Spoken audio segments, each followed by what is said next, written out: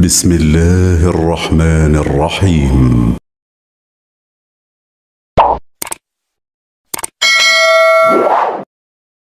Bismillahirrahmanirrahim. Assalamualaikum warahmatullahi wabarakatuh.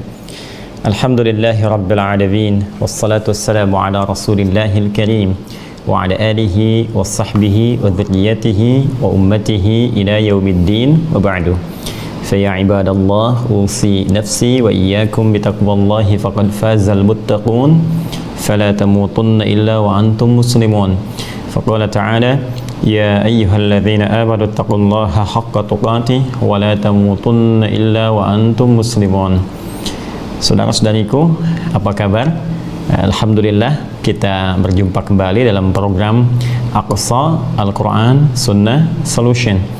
Dan seperti biasa, kita awali jumpa kita di malam yang insya Allah dimuliakan dan diberkahi oleh Allah Subhanahu wa Ta'ala, dengan bermohon bersama kepada Allah Subhanahu wa Ta'ala semoga Allah berkenan menerima seluruh amal ibadah yang telah kita tenun lelah sampai dengan malam Jumat ini, dan semoga seluruhnya diikhlaskan oleh Allah Subhanahu wa Ta'ala.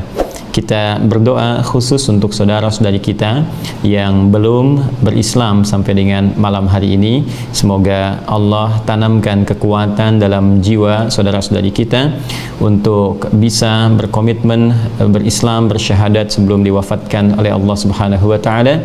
Dan kita bermohon kepada Allah semoga Allah mengangkat setiap musibah, khususnya berbagai penyakit yang mungkin diderita terkait dengan wabah virus COVID-19. Dan untuk itu kita bermohon kepada Allah Subhanahu wa Ta'ala semoga Allah mudahkan setiap bahasan yang akan kita kaji, yang dengan itu memberikan pemahaman luas dan diberikan bimbingan untuk mengamalkan apa yang telah kita pahami, insyaallah.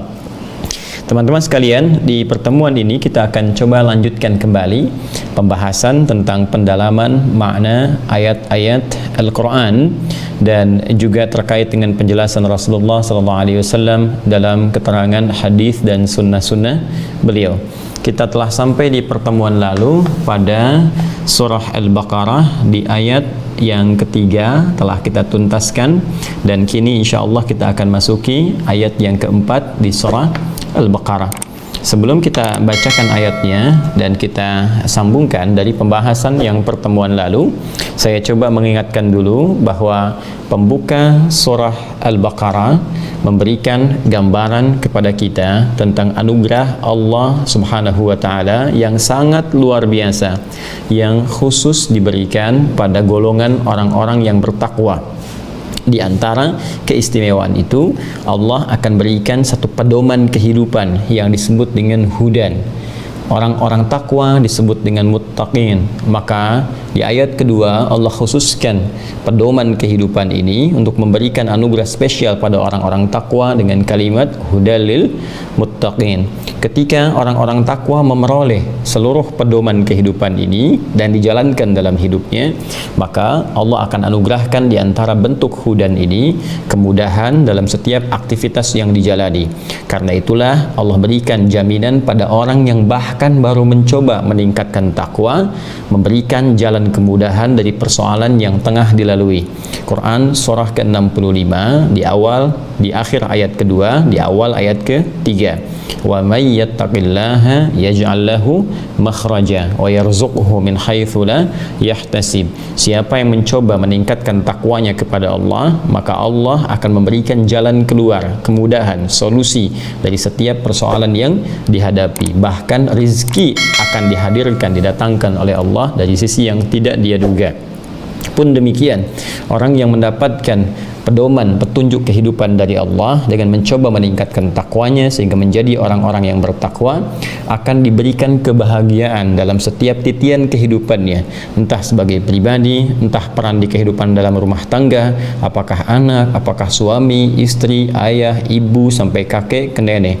Di Quran surah Al-Baqarah di akhir ayat 189, wattaqullaha la'allakum tuflihun. Tingkatkan takwamu kepada Allah supaya engkau bahagia. Pun demikian orang-orang bertakwa akan mendapat penambahan pengetahuan. Di akhir ayat 282 di surah Al-Baqarah, wattaqullah wa yu'allimukumullah, dan tingkatkan takwamu kepada Allah, maka dengan itu Allah akan mengajarkan kepadamu tambahan pengetahuan dan kemuliaan-kemuliaan lainnya yang telah kita uraikan detailnya. Kemudian jika Anda bertanya, seperti apa kita bisa mendapatkan itu semua? Dengan cara apa kami bisa mendapat bimbingan supaya menjadi insan yang bertakwa? Maka diterangkan oleh Allah Subhanahu wa Ta'ala, instrumennya setidaknya diawali dengan 3 bagian utama. Satu adalah amalan hati yang kemudian digambarkan dengan keimanan, yakin tanpa ragu terhadap semua hal terkait dengan ketetapan Allah Subhanahu wa Ta'ala, alladzina yu'minuna bil ghaib, yakin dengan Allah, yakin dengan setiap ketentuan Allah Subhanahu wa Ta'ala sekalipun belum tampak dalam pandangan kita. Kemudian yang kedua, keyakinan itu diwujudkan dalam bentuk amalan fisik seperti telah kita uraikan, wa yuqimunas shalah. Kemudian yang ketiga, juga mengupgrade kualitas takwa kita dengan menggunakan amalan harta. Wa mimma razaqnahum yunfiqun. Kita telah uraikan ketiganya secara lengkap sampai pertemuan yang lalu. Sekarang kita akan masuki instrumen yang keempat yang menjelaskan kepada kita bagaimana caranya menguatkan iman tadi, menunaikan sholat dengan benar, dan belajar dari orang-orang dulu yang telah menunaikan sholat kemudian mendapatkan anugerah dari Allah karena peningkatan takwanya tadi. Ini yang paling menarik. Jadi Allah itu memberikan pembuka di awal, ini kamu tingkatkan sholat, ya. Lantas nanti rinciannya akan diberikan detail. Nih orang dulu pun sholat, ya. Ketika mereka kerjakan sholat seperti ini hasilnya. Ada yang mendapatkan rizki berupa keturunan, misalnya meminta dalam sholat. Ada yang masalahnya dituntaskan ketika dia sholat. Ada yang diberikan kemudahan lewat jalur sholat. Nanti Allah akan rinci dalam uraian-uraian ayat-ayatnya bagaimana perintah itu disampaikan, kemudian diberikan contohnya dan memberikan kepada kita jalannya untuk mengikuti itu melalui ketentuan yang dijelaskan oleh Rasulullah Sallallahu Alaihi Wasallam. Pun demikian dengan amalan infak, ya, rinciannya seperti apa, gambarannya bagaimana, seperti apa ditemukannya. Jadi di ayat yang keempat ini akan diuraikan kepada kita instrumen takwa yang keempat sekaligus menjelaskan rincian secara umum dari turunan 3 instrumen yang pertama, baik itu amalan hati, amalan fisik, pun demikian dengan amalan harta. Kita baca kemudian ayat yang keempat. Karena ini hukumnya akan diikutkan pada instrumen yang sebelumnya sebagai bagian dari ciri takwa, maka Allah buka ayat yang keempat ini dengan menggunakan huruf waw. Wawnya ataf. Ataf itu adalah satu alat dalam kaidah gramatikal bahasa Arab yang berfungsi untuk mengikutkan hukum pada hukum sebelumnya, yang berfungsi mengikutkan satu keterangan yang akan disampaikan diikutkan pada keterangan sebelumnya. Jadi kalau ayat yang ketiga menerangkan tentang instrumen takwa, ya, ketersambungan dengan Al-Baqarah yang keduanya, hudal lil muttaqin. Siapa al-muttaqin?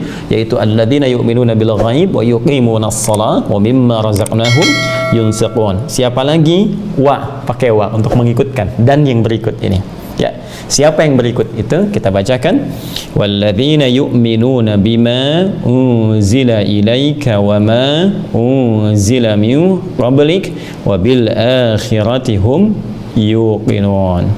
Baik, kita coba tuliskan. Bismillah. Baik, sambil kita bergerak, kita mantapkan hati, niatkan ikhlas supaya Allah memudahkan apa yang kita pelajari, insyaallah. Saya coba tuliskan dulu ya. Di sini ada instrumen, ya, takwa. Pertama ada amalan hati, ya kan? Amalan hati, wujudnya adalah iman, ya, kepada Allah Subhanahu wa Ta'ala dan seluruh ketentuan yang Allah tetapkan sekalipun belum tampak dalam pandangan kita, belum terjangkau oleh hati kita. Jadi ingat ya, ingat rumusnya. Kalaupun belum terjangkau oleh akal, oleh nalar, iman dulu, ya. Jadi bukan dipaksa iman mengikuti akal, bukan. Akal tundukkan oleh iman. Karena memang iman ini statusnya lebih tinggi dibandingkan dengan akal. Ya, awas. Ya, iman itu punya sisi yang luas, tiada batas. Akal karena termasuk komponen fisik tubuh kita, itu dia punya keterbatasan seperti sifat manusia yang punya batas. Contoh, ya. Akal itu kan bagian dari wujud fisik, instrumen fisik, seperti halnya telinga, seperti halnya mata. Baik, bukankah mata kita saat memandang punya batasan? Yang dekat terlihat besar, semakin menjauh semakin kecil, semakin jauh lagi semakin tak kelihatan, ditutup tak nampak sama sekali. Ya, Adi Hidayat tertutup oleh papan tulis, maka tidak akan nampak dalam pandangan, kan? Baik, sosoknya pun demikian. Telinga kita jika terdengar bunyinya, ya, terpantul ke telinga kita, terdengar dekat dengan kita, kencang. Semakin jauh semakin kecil suaranya, semakin jauh lagi semakin tak terdengar, punya batasan. Jadi kalau mata saja punya batasan, telinga pendengaran punya batasan, lantas kenapa pikiran kita nggak pingin punya batas? Jelas ya? Jadi kalau misalnya, mohon maaf, mata harus ada batasan, telinga punya batasan, kenapa akal kita tidak ingin punya batas? Jelas. Jadi ketika akal tak mampu menjangkau sesuatu, jelas bukan karena nggak logis, karena keterbatasan. Saking logisnya belum sampai kepada akal kita. Karena itu tundukkan dulu akal, ikutkan kepada iman. Nanti dengan iman akan dibimbing akal untuk memahami apa yang belum terlogikakan itu, apa yang belum terpahami oleh pikiran itu. Jelas ya? Baik, begitu caranya. Saya ilustrasikan seperti ini. Ada sinar mentari, kan? Siang itu kan terik sekali, panas gitu. Nah, sinarnya kelihatan nggak? Nggak kelihatan langsung kan oleh mata. Ya ingat, yang kita lihat itu benda karena pantulan sinar. Sinarnya nggak kelihatan. Ya, apakah dengan tidak kelihatan itu sinarnya tidak ada? Tidak. Saking jelasnya sinar tak nampak dalam mata, kita membutuhkan pantulan untuk mengetahui adanya sinar. Ya, tapi kan kita yakin. Nah, itulah iman. Jadi kadang-kadang sesuatu yang belum tampak logis bukan berarti tidak logis. Jelas ya? Tapi boleh jadi keterbatasan akal itu yang menuntut kita mengimani dulu, baru akal ikut. Paham? Ya, teruskan. 2. Untuk melatih amalan hati ini dalam wujud peningkatan iman kepada Allah dan segala ketentuannya, nanti ada amalan yang sifatnya fisikal, amalan fisik, wujudnya salat, ya, wa yuqimunas salat. Karena itu salat menjadi ukuran keimanan seseorang. Semakin semangat salatnya, semakin menunjukkan imannya kuat. Jelas? Maaf, semakin tidak semangat sholat, malas sholatnya, semakin menunjukkan imannya lemah. Ini penting. Jadi kalau ingin mengukur parameter iman, lihat salah satunya di amalan fisik. Itu standar sekali. Karena itu keadaan kita dalam menunaikan sholat akan sangat terkait dengan kekuatan iman yang dampaknya pada keadaan hati. Ya, hati ini kan sumber dorongan pada sifat-sifat baik buruk ataupun baik. Dorongan pada kebaikan disebut takwa, dorongan keburukan disebut fujur namanya. Jelas? Ya, sumber utamanya nafsu, dorongannya disebut fujur. Karena itu di Quran surah ke-12 ayat ke-53 Allah menyebutkan, "Wa ma ubarri'u nafsi innan nafsa la'ammaratum bisu." Sungguh nafsu itu la'ammarah, memerintahkan bisu kepada keburukan.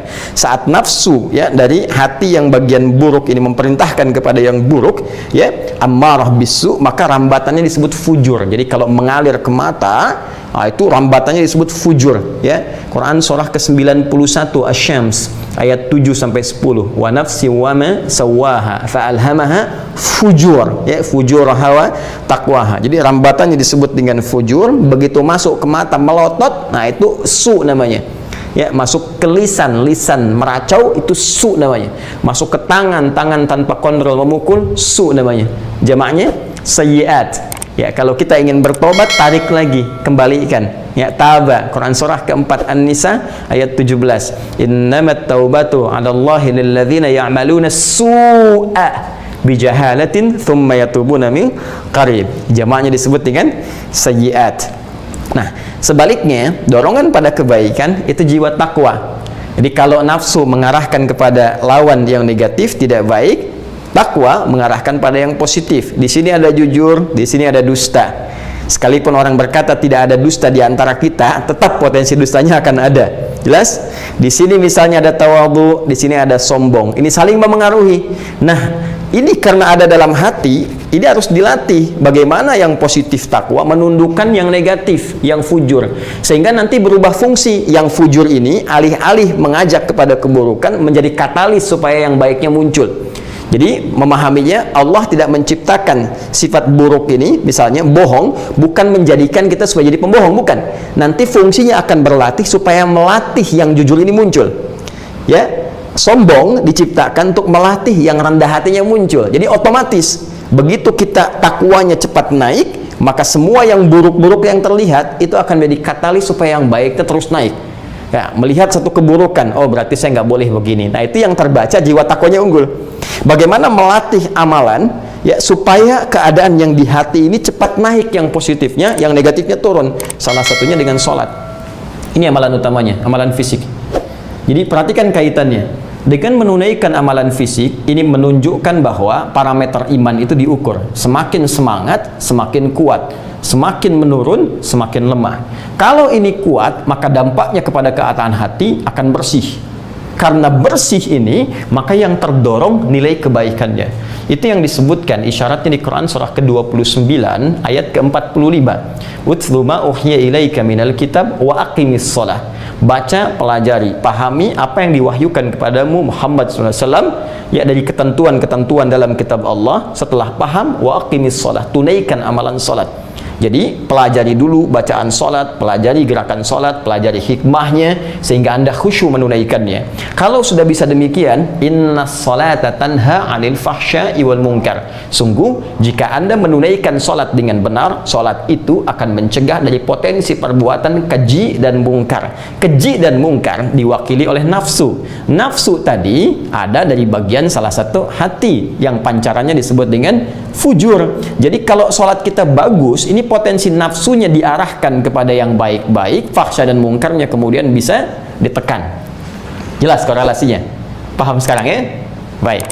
Kemudian selanjutnya ada amalan yang ketiga sebagai bagian dari instrumen takwa, yaitu amalan harta, untuk mengupgrade ya keadaan takwa kita supaya bisa meningkat dengan level yang lebih tinggi. Ini contohnya infak, dan ini telah tuntas kemudian kita jelaskan dalam pertemuan yang lalu. Semakin Anda bisa mengeluarkan bagian dari harta, ini menunjukkan bukan sekedar iman kuat dalam batasan fisikal, tapi Anda telah masuk ke level yang istimewa, yang bahkan mau berusaha untuk menunjukkan peningkatan takwa dengan cara yang tidak biasa. Orang sholat itu biasa karena semua orang bisa menunaikannya, karena menunaikan ibadah fisik yang penting punya bekal fisik.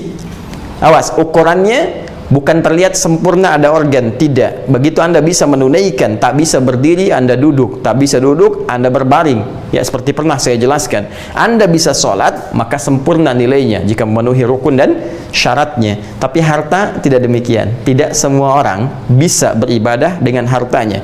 Ini butuh perjuangan dulu, butuh ikhtiar dulu. Karena itu di pertemuan lalu saya sampaikan apresiasi yang diberikan oleh Allah, baik berupa bonus dunia ataupun pahala akhirat, itu sifatnya berlipat, bahkan minimal standar sampai 700 kali lipat dibandingkan sekedar ibadah fisik yang dalam tanda petik terlihat seperti sedikit, 10 kali dari apa yang dikerjakan.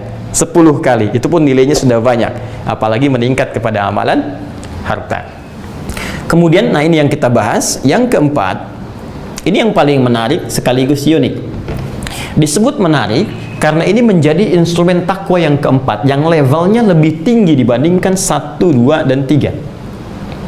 Dan saat yang bersamaan, jika Anda bisa mendalami bagian yang keempat ini, sekaligus di situ ada penjelasan bagaimana memaksimalkan amalan 1, amalan 2, plus amalan 3. Ini yang paling luar biasa.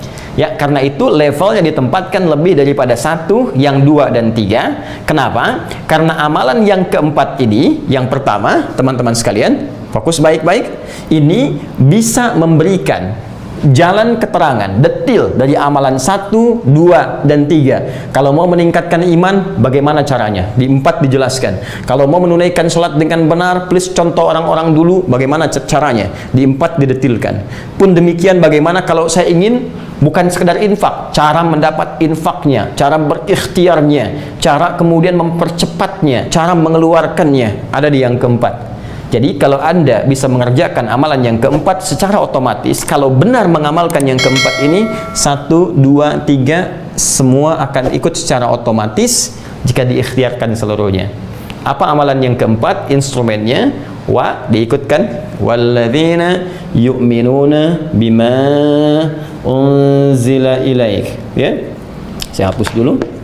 Walladzina, bismillah.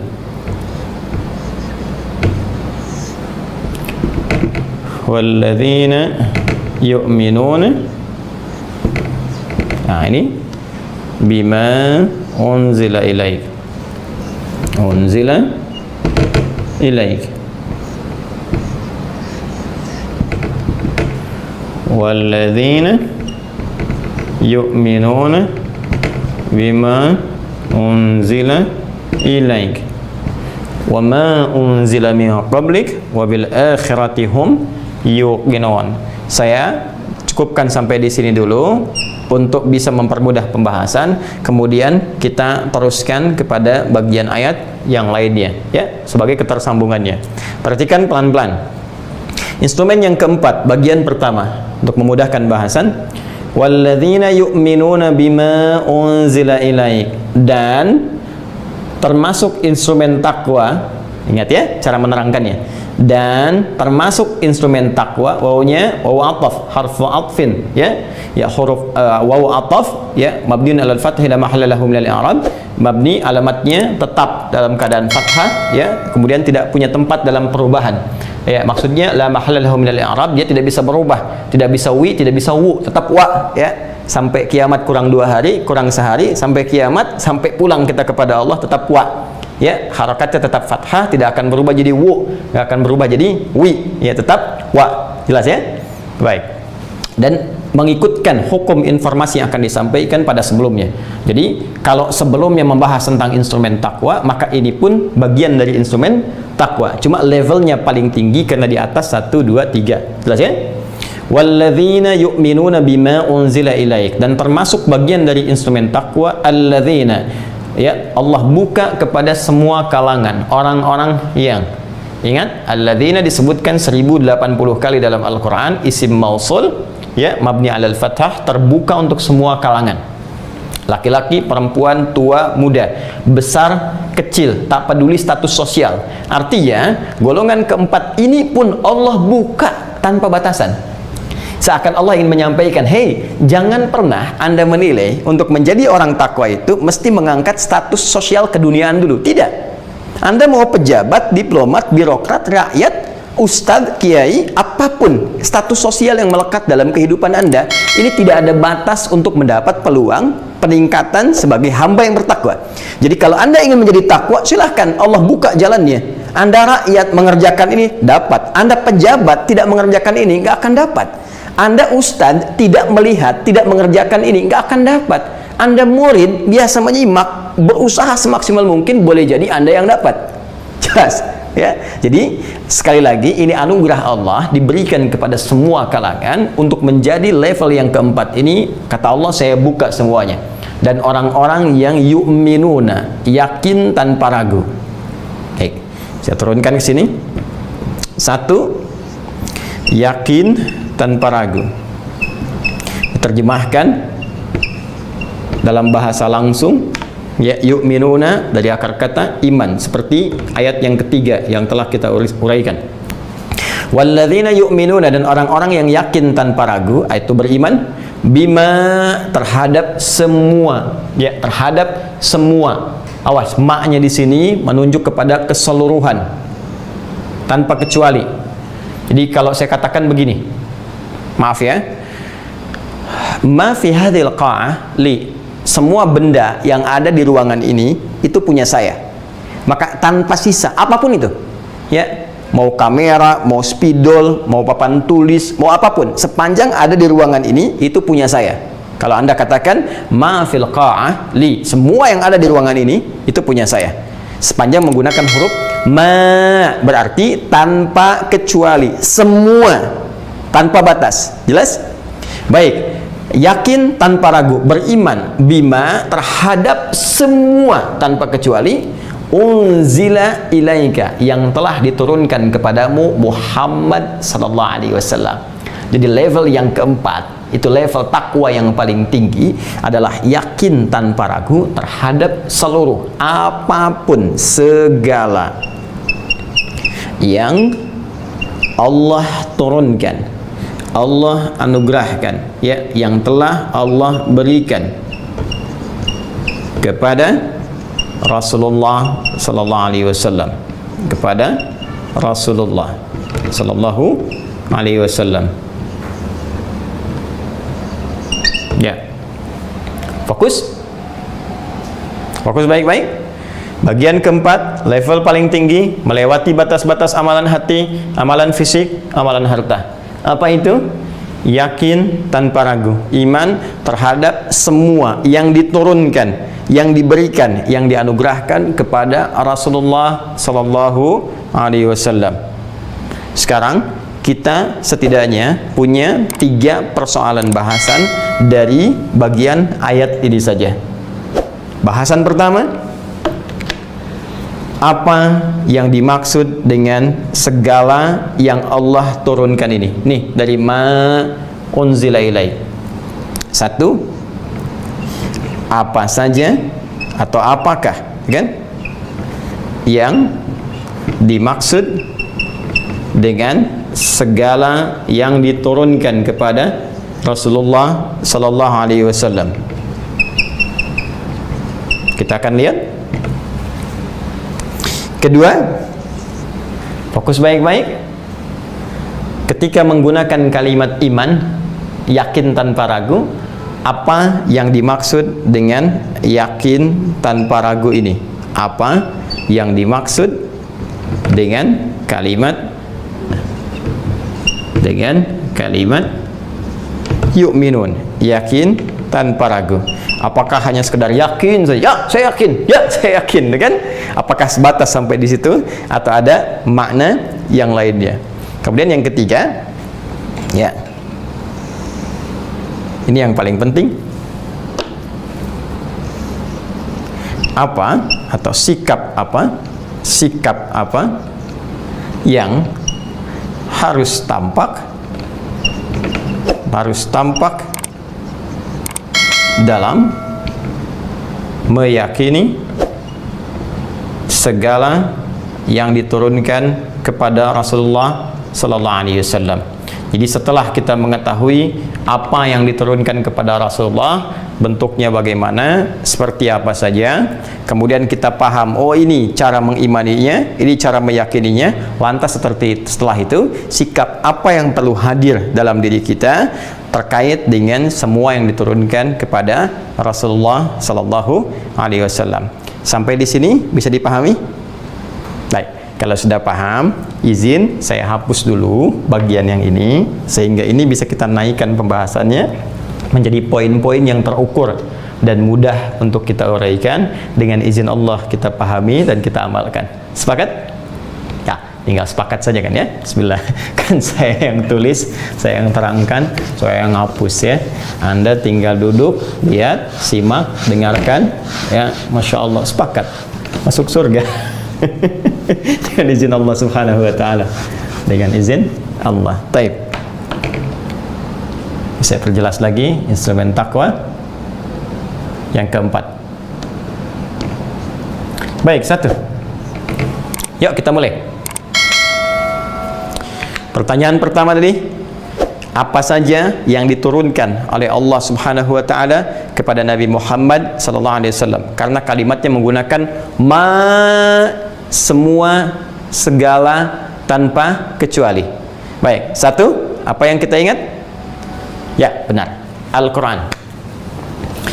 Al-Quran sebagai wahyu yang Allah turunkan langsung kepada Rasulullah sallallahu alaihi wasallam. Baik, selain itu apa? Baik, dua, as-sunnah atau hadis, ya. Sunnah atau hadis. Dalilnya masih ingat di surah An-Najm, wa ma yantiqu 'anil hawa in huwa illa wahyu yuha. Dan tidaklah Nabi mengucapkan sesuatu berasal dari keinginan beliau, tapi semua yang disampaikan dibimbing wahyu oleh Allah Subhanahu wa taala. Sudah tiba azan maghrib. Bagaimana cara memahami keduanya atau ada yang lainnya? Baik, kita akan nanti lanjutkan setelah menunaikan salat Isya berjamaah. Ya, sudah tiba adzan Isya maghrib yang tadi. Baik ya, teman-teman yang bergabung baru bersama kita saat ini, kita jeda sebentar ya, mendengarkan suara adzan, Allahu Akbar, Allahu Akbar, kemudian tunaikan salat Isya. Setelah itu kita lanjutkan kembali bahasan kita. Subhanakallahumma bihamdika asyhadu an la ilaha illa anta astaghfiruka wa atubu ilaik. Assalamualaikum warahmatullahi wabarakatuh. Bismillahirrahmanirrahim. Assalamualaikum warahmatullahi wabarakatuh. Alhamdulillah wassalatu wassalamu ala Rasulillah wa ala alihi wa sahbihi wa man walah wa ba'du. Saudara-saudariku, kembali kita meneruskan kajian kita setelah menunaikan salat Isya berjamaah.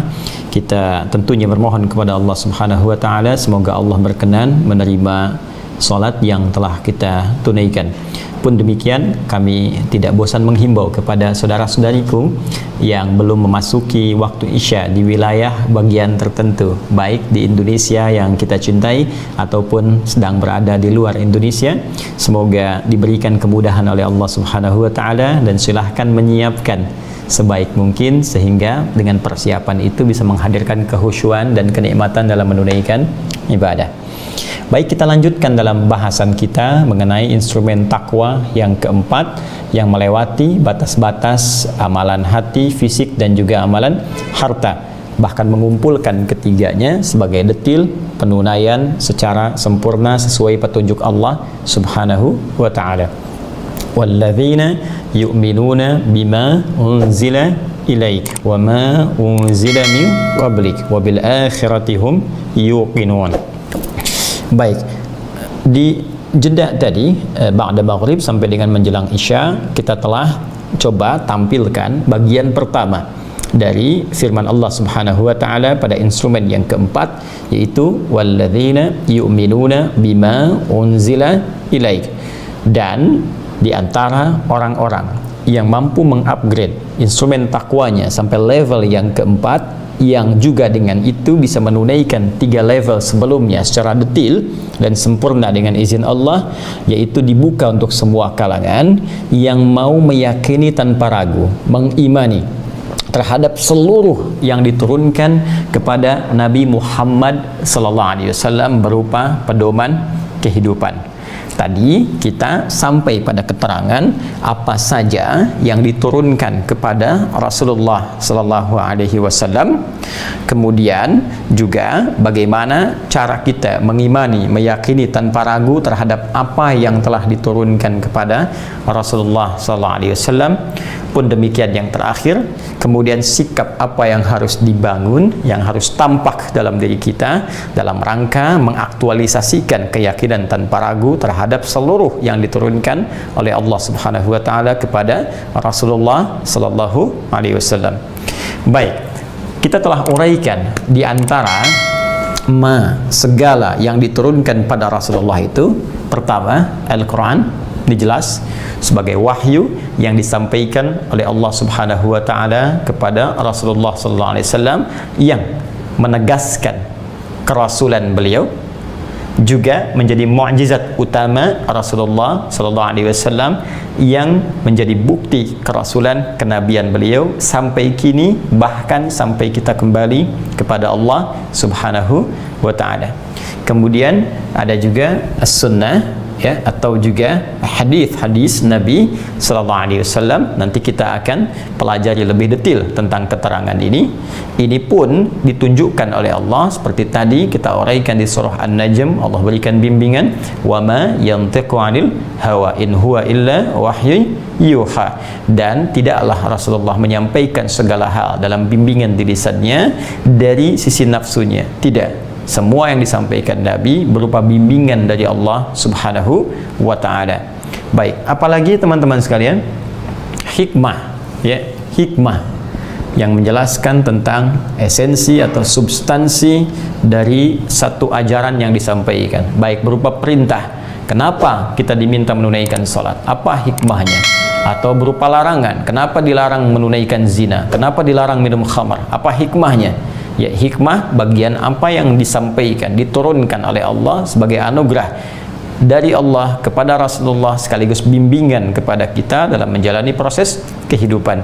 Ketiganya dikumpulkan teman-teman sekalian dalam firman Allah Subhanahu wa ta'ala di Quran surah kedua Al-Baqarah di ayat 151. Ya, kama arsalna fiikum rasulan minkum yatlu alaikum ayatina, sebagaimana kami telah utus seorang rasul dari kalangan kalian yang akan membacakan kepada kalian, mengajarkan, memahamkan kepada kalian ayat-ayat kami. Kumpulan ayat-ayat itu menjadi surah, kumpulan surah-surah itu menjadi Al-Quran. Karena itu Al-Quran terdiri dari 114 surah, setiap surahnya terdiri dari ayat. Al-Baqarah 286 ayat, Ali Imran 200 ayat, An-Nisa 176 ayat. Jadi Allah langsung memberikan sebuah penegasan dengan kalimat yang sangat singkat dan padat. Yatlu alaikum ayatina, ya, akan menyampaikan, mengajarkan pada kalian, memahamkan ayat-ayat kami. Al-Quran maksudnya, wahyu, ya. Wa yuzakkikum, dan membimbing kalian untuk membersihkan sifat-sifat buruk kalian. Ada akhlak, ada moral, ada tuntunan, bimbingan moral. Saya sebetulnya tuliskan hikmah karena nanti di antara turunan hikmah itu juga nanti ada akhlak, ada moral. Ya, hanya nanti Al-Quran memberikan detail rincian, sehingga nanti bisa dikualifikasikan dan dispesifikasikan jenis-jenis hikmah ini. Apakah nanti jenisnya ke pengetahuan, ataukah jenisnya ke esensi sesuatu, atau nanti ke bimbingan moral. Kemudian wa yuzakkikum wa yuallimukumul kitabah, dan mengajarkan kepada kalian tentang kandungan Alkitab. Pengajaran Nabi disebut dengan sunnah, terkumpul dalam hadis-hadis beliau sallallahu alaihi wasallam, ya. Wal hikmah, ada hikmah masuk, wa yuallimukum ma lam takunu ta'lamun, dan mengajarkan aneka pengetahuan yang belum kalian ketahui, informasi yang belum kalian dapatkan, ya. Tiba-tiba di masa Nabi sallallahu alaihi wasallam turun, ya, Alif Lam Mim, ghulibatir Rom, Romawi akan dikalahkan. Orang bingung gimana imperium sebesar itu, ya, ada berita akan kalah gitu. Tiba-tiba betul, ya, selang berapa lama Romawi kemudian dikalahkan, ya. Baik, demikian pula dengan informasi lain. Bagaimana ada ayat tentang kondisi janin, ya, berkembang, akan begini, akan begini, akan begini. Turun-turun surah ke-25 misalnya Al-Hajj ayat yang kelima menerangkan tentang kondisi manusia dari mulai tercipta dalam kandungan, berproses sampai kembali kepada arzalil umuri, dalam suasana pikunnya dan seterusnya. Dari mana orang tahu? Apalagi beliau tinggal di wilayah yang belum ada peradaban, ya, masyarakat jahiliyah pada masa itu terisolasi, akses informasi terbatas. Kok bisa menyampaikan sesuatu yang belum diketahui? Lebih dalam lagi, lebih jauh visinya lagi tentang pengetahuan gaib, tentang alam kubur, tentang hari kiamat, tentang berbangkit, tentang surga, tentang neraka, itu yang belum kita ketahui. Jadi ini kalau kita turunkan, selanjutnya adalah pengetahuan, aneka pengetahuan yang disampaikan, ya. Saya rangkum ini tadi karena puncak pengetahuannya itu nanti hikmah. Wa may yu'tal hikmata faqad utiya khairan katsira. Demikian juga akhlak bagian dari hikmah, ya. Jadi disampaikan hikmahnya secara umum, kemudian dirinci menjadi bagian-bagian penting yang harus kita ketahui. Baik, fokus baik-baik. Jadi secara singkat, umumnya, saya katakan umum, ini yang menjadi tafsir utama dari kata ma, yakin, beriman, ya, tanpa ragu terhadap seluruh apa yang diturunkan, diberikan kepada Rasulullah sallallahu alaihi wasallam. Kita bertanya, apa saja ya Allah? Kata Allah nih, Al-Quran isinya ayat-ayat Allah, bimbingan, pedoman kehidupan. Baik, ada sunnah, keterangan dari semua isi Al-Quran, hikmah, ajaran baik berupa akhlak ataupun pengetahuan. Jelas sampai sini? Nah, di sini nanti kita akan temukan kaitan teman-teman sekalian dengan 3 instrumen sebelumnya. Ya, amalan hati, ada amalan fisik, amalan harta. Di Al-Qur'an kita akan temukan detailnya. Ya, Anda ketika bertanya amalan hati meningkatkan iman, yu'minun kan mudhari, ya, present, continuous, future. Bukan setelah beriman saja, tapi keimanan kita sekarang update terus-menerus sampai kapanpun. Bagaimana caranya? Nanti di Al-Quran diberikan tuntunan detailnya. Cara meningkatkan iman itu seperti ini. Ada amalan-amalan begini, begini, begini.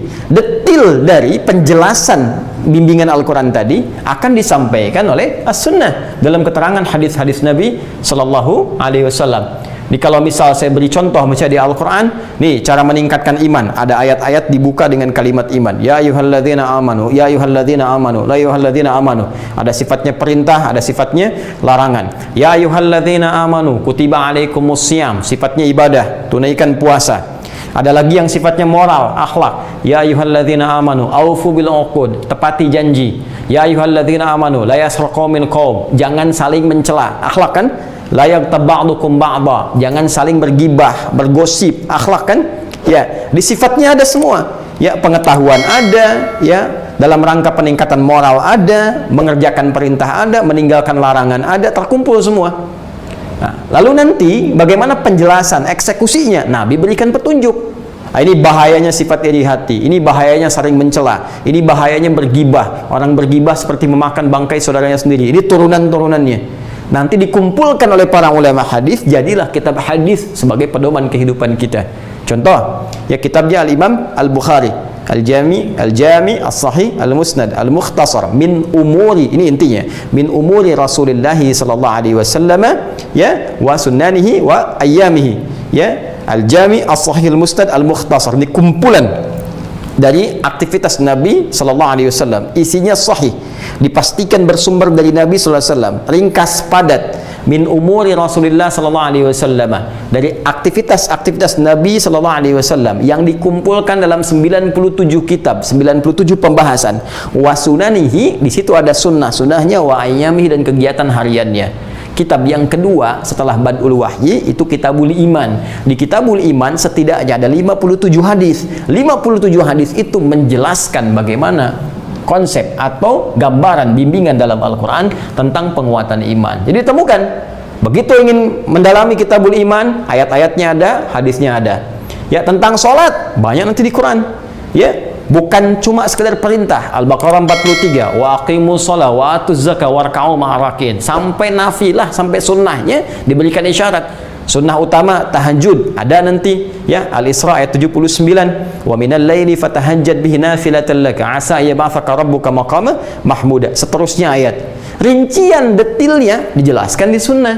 Kapan tahajud, kapan bangunnya, berapa rakaat dikerjakan, bagaimana cara menunaikannya, rinci, jelas. Bahkan tentang sholat fardu disebutkan, waktunya ada ditetapkan. An-Nisa misalnya di penghujung ayat 103, minta dijaga. Al-Baqarah ayat ke 238, ditunaikan isyarat sempurnanya 5 waktu. Al-Isra ayat ke 78, ditegaskan di Quran surah ke 11, ya, ayat ke berapa? 114. Nanti detailnya di hadis Nabi bahkan diterangkan dari mulai niat, bahkan wudhu sebelumnya, dari wudhu menghadap kiblat sampai ditentukan bagaimana menentukan arahnya, sampai dari takbir sampai dengan salam. Tuh, ya. Jadi inilah keindahan dalam Islam. Ya, saya sering katakan begini. Jika Anda ingin mencari, ya, kebenaran dalam sebuah keyakinan agama, maka silahkan cek, bandingkan. Jika ini Islam, itu buatan rekayasa manusia, mustahil sedetil ini, mustahil. Dari yang paling ringan sampai yang paling kompleks ada. Dari bangun tidur sampai tidur lagi, siapa yang tahu kegiatan manusia kalau bukan penciptanya? Ayo, gunakan logika kita. Gunakan logika kita, rasionalitas kita. Bukankah yang mencipta itu paling tahu terhadap apa dan siapa yang diciptakan? Ya, ini kalau tarik ke dalam kehidupan kemanusiaan kita, dan laisa kamitsli syai', tidak bisa diserupakan dengan apapun yang ditetapkan oleh Allah. Ya, orang yang bikin spidol sangat tahu tentang keadaan spidol. Orang yang bikin mobil, bikin motor sangat tahu tentang keadaan mobil, keadaan motor. Ini kurang bagus, ganti. Ya, ini yang cocok, ini yang sesuai. Ini nggak bisa pakai merek lain, ini harus begini. Tahu. Sekarang kita manusia, pasti ada penciptanya. Kalau ingin tahu siapa pencipta kita, sederhana, cari tahu siapa yang paling tahu tentang kita. Silakan cari tahu. Siapa yang paling tahu tentang fisik kita, tentang akal kita, tentang roh, ya, tentang aktivitas kita. Kalau kita telah temukan itu, itulah Tuhan yang sesungguhnya. Karena mustahil ada pencipta nggak tahu ciptaannya. Nah, sekarang Anda tanya, dari mana kita menemukan referensi itu? Cari dari semua kitab yang dianggap suci, bandingkan mana kitab-kitab yang menerangkan keterangan secara sempurna. Karena itu ketika Al-Quran disampaikan oleh Allah kepada Rasulullah, sifat awalnya berupa tantangan untuk memastikan originalitas Al-Quran, validitas Al-Quran. Jika Anda merasa Al-Quran buatan manusia, kata Allah, silahkan buat semisal Al-Quran. Bisa nggak? Jadi Al-Quran itu indah, ketika diturunkan pertama kali sudah memberikan tantangan. Kalau Anda yakin ya bahwa Al-Quran ini bukan firman Allah, Anda merasa buatan manusia, kata Allah, silahkan buat yang semisalnya. Bahkan ajak sekutu Anda dari jin, dari siapa, bikin semisal itu. Mustahil. Yang paling pakar saja di bidang sastra, orang jahiliyah Arab pada saat itu pakar bidang sastra, nggak bisa buat. Apalagi Anda orang sekarang yang bahasa Arab saja belum tentu sepasti orang-orang dulu. Abu Jahal, Abu Jahalnya, Abu Jahalnya fasih bahasa Arabnya, tapi nggak bisa nyaingin Al-Quran. Sekarang abu-abu yang sekarang misalnya, atau yang umum-umum saat ini, bahasa Arab nggak lancar, bahkan ada yang nggak bisa sama sekali, kemudian meragukan Quran, kan jadi nggak masuk akal. Jelas ya? Nah, jadi sederhana, metodologi Al-Quran, cek dulu validitasnya, silahkan. Kemudian silahkan Anda pelajari. Anda akan temukan. Jadi ini ilmiah, argumentasi yang sangat ilmiah. Nah, ini yang ingin saya tegaskan, bahwa indah sekali. Dalam Islam itu lengkap. Ya, tapi juga keindahannya tidak memaksakan. Bagi yang belum berislam, ingin belajar, silahkan. Tapi demi Allah, tidak pernah Anda dipaksa untuk memeluk Islam. La ikraha fid din. Ya, asal Anda yakin, silahkan fikirkan, silahkan renungkan. Mau berislam, alhamdulillah. Tidak, itu pilihan Anda. Dan semua akan menanggung resiko ketika kembali kepada penciptanya. Makanya sekarang kenali pencipta kita dan kenali jalan kehidupan kita. Jelas? Baik kan? Nah, ini kita kumpulkan. Nah, pembahasan semacam ini penting. Pertama, secara internal ini untuk membangun kekuatan keyakinan kita. Masa selama berislam nggak pernah tahu tentang ajarannya, nggak yakin tentang Tuhannya? Bagaimana kita bisa yakin dengan Allah kalau nggak belajar ilmunya? Makanya dikasih mie instan bisa bertukar, dikasih sarung bisa pindah keyakinan, karena nggak pernah belajar kekuatan keyakinannya. Karena itu pelajari agama kita supaya mengerti, bukan sekedar kita berislam, tapi tidak menunaikan, menghayati dan mengamalkan seluruh tuntunan ajarannya. Pun demikian bagi non muslim, silahkan belajar, tidak ada masalah. Ya, kalau Anda menginginkan, kalau tidak juga tidak dipaksakan. Dan dalam Islam tidak ada paksaan. Dosa orang Islam memaksa orang lain untuk memeluk Islam atau memaksakan ajaran Islam kepada orang lain dengan cara yang tidak dibenarkan. Jelas? Ya. Yuk, sekarang kita lanjutkan. Nah, sekarang kalau sudah tahu diantaranya ini, ya ada 4 pokok yang paling utama: Al-Quran, As-Sunnah dengan turunan-turunan hadisnya, hikmah dengan turunannya berupa akhlak ataupun ilmu pengetahuan. Sekarang kita akan rincikan. Kita terapkan kaidah wa ma unzila. Dalam rangka kita meyakini semua ini, Allah meminta kita dengan kalimat unzila. Apa yang dimaksud dengan unzila itu? Kita baca dulu, lalu kita kaji secara gramatikalnya, kemudian tafsiran para ulama. Saya bacakan kitab dulu supaya kita bisa juga mendengar referensi-referensi dari para ulama kita yang sesungguhnya saya sudah himpunkan. Ya, cuma kadang-kadang penting dibacakan untuk membangun kekuatan dan keyakinan. Bismillahirrahmanirrahim. Walladzina yu'minuna bima unzila ilaik wa ma unzila min qablik. Wal muradu biqaulihi ta'ala bima unzila ilaik. Adapun yang dimaksud dengan firman Allah Subhanahu wa taala bima unzila ilaik, yaitu yang paling utama Al-Qur'anul Karim. Al-Qur'an Al-Karim. Wa innama 'ubbira anhu bi lafdhil madhi wa in kana ba'dahu mutarakkiban taghliban lil mawjud 'ala ma lam yujad. Dan diungkapkan kalimat ini dengan bentuk madhi, past tense, unzila, ya, walaupun ayat ini ketika diturunkan belum tuntas seluruh wahyu itu turun. Ya, jadi kan ketika Al-Baqarah ini turun di ayat yang keempat, ini ayatnya Madaniyah, ya, diturunkan dalam periode Madaniyah pasca hijrah. Ya, jadi ada yang memahami Madaniyah itu ayat-ayat yang diturunkan di Madinah, ada yang memahami ayat-ayat yang diturunkan pasca Nabi hijrah, baik turunnya di Madinah ataupun di Mekah, disebut dengan Madaniyah. Ini di awal jumpa kita telah saya terangkan. Anda yang baru bergabung silahkan rujuk di keterangan semula ya. Nah, ini ayat saat periode Nabi pasca hijrah kan belum seluruhnya tuntas turun. Ya, tapi kalimat yang digunakan ini kok kalimatnya kalimat bentuk past tense menunjuk keseluruhan, unzil. Ya, apa hikmahnya? Di sini disebutkan oleh muallif taghliban lil mawjud ala ma lam yujad. Ya, ini generalisasi, gambaran keumuman, komprehensivitas akan seluruh ayat Al-Qur'an ya yang diturunkan oleh Allah Subhanahu wa taala kepada Nabi Muhammad walaupun pada saat itu belum sempurna turun keseluruhannya. Apa maksudnya? Untuk memahami kalimat ini kita akan analisis dari segi kebahasaannya. Yuk kita bahas kajian gramatikalnya supaya paham. Ya, kalau enggak kita detilkan dengan contoh apalagi kadang-kadang belum sempurna pemahaman kita. Teman-teman sekalian masih ingat di kajian Aku Suka saat Ramadan? Ya, saya pernah menerangkan dalam kajian Nuzulul Quran itu, ya, turun itu ada nazzala, kan? Saya hapus dulu. Asalnya begini, tanpa tasydid, tanpa hamzah. Nazala, diturun. Nazala, turun, sekedar turun. Kalau pakai tasydid, nazzala, jadi menurunkan. Nazzala. Ini sekedar turun, ya, yang ini menurunkan, pakai tasydid. Ada juga yang pakai hamzah, anzala yunzilu. Jadi ada nazzala yunazzilu, ada anzala yunzilu. Ini pun menurunkan. Kalau menggunakan tasydid yang ini, nazzala yunazzilu, menurunkan.